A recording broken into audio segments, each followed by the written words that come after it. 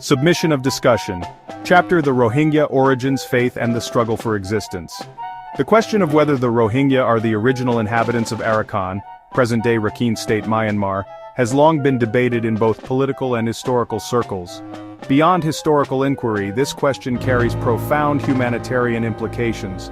What must be done to ensure that these people do not disappear from the world map? This chapter explores these questions through a comparative study of religion, linguistics, and history, and must conclude with policy-based reflections on justice, repatriation, and survival.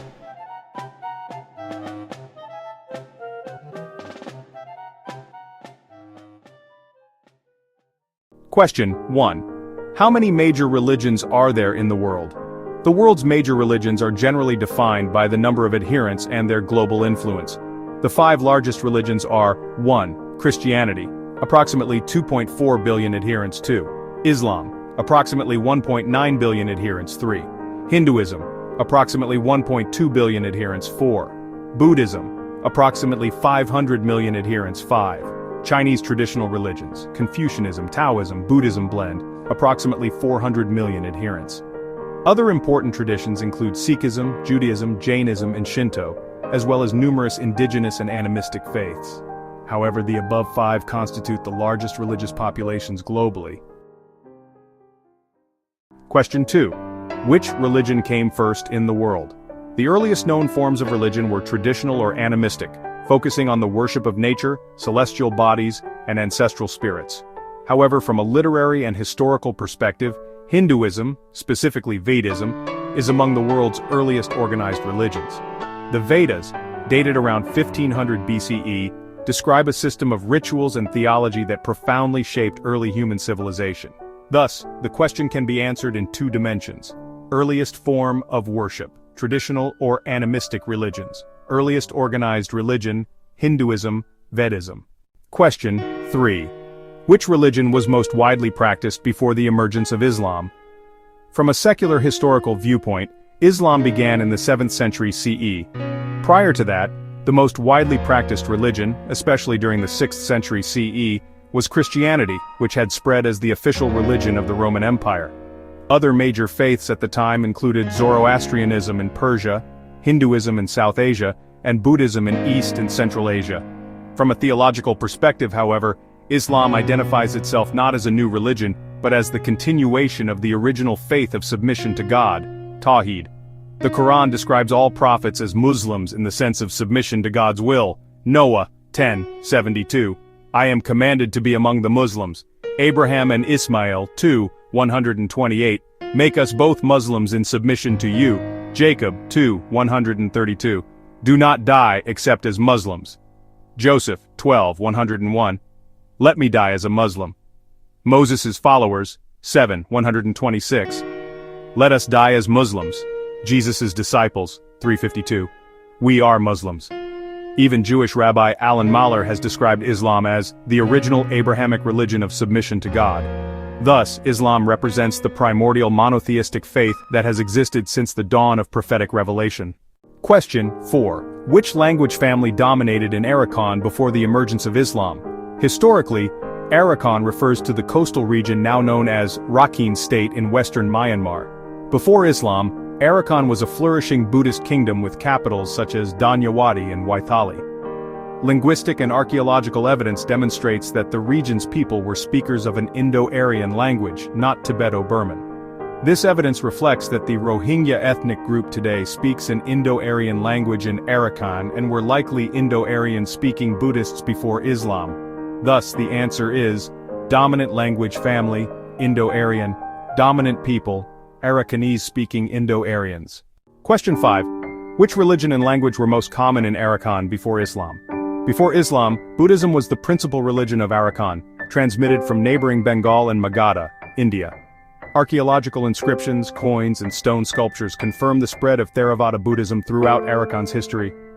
Religion, Buddhism, language, Arakanese, Indo-Aryan family. Who are the Rohingya?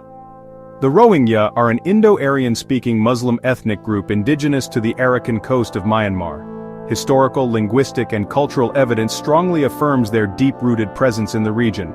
Francis Buchanan, 1799, identified the Rohingya as a native Muslim people of Arakan. Charles Peyton, 1824, described the Arakanese Mussulmans as long-established inhabitants. Sebastião Manrique, 17th century, recorded Muslim ministers and soldiers in the Arakan royal court.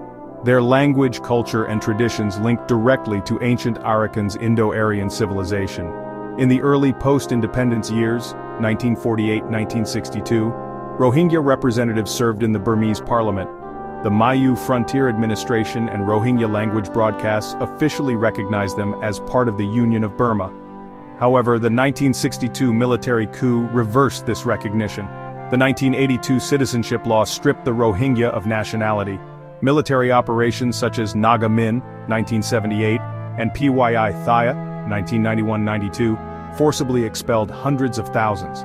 The 2017 clearance operations, under Aung San Suu Kyi's NLD government, displaced over 700,000 Rohingya into Bangladesh. In 2024, during the Arakan Army's offensive, more than 150,000 Rohingya were again forced across the Naf River.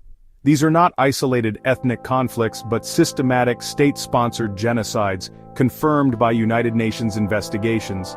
Today, the Rohingya constitute one of the world's largest stateless populations, living under apartheid-like conditions or in refugee camps, their history and humanity continuously denied. What must be done for the Rohingya to return to their homeland?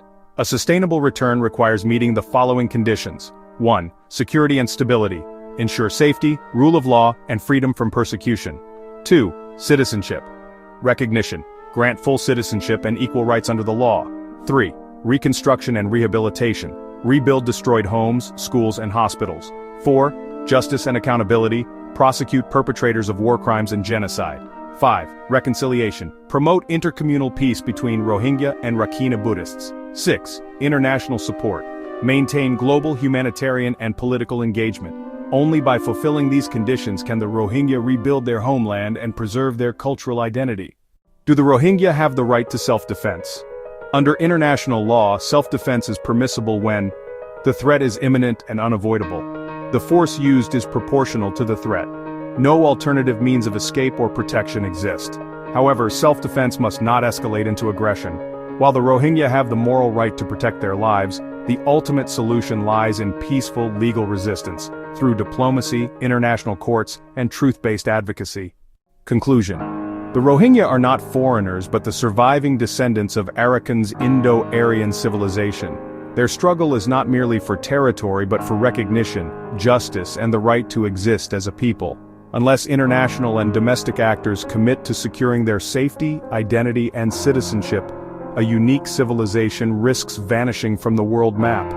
The future of the Rohingya depends not only on the restoration of their homeland, but also on the world's moral responsibility to ensure that never again truly means never again.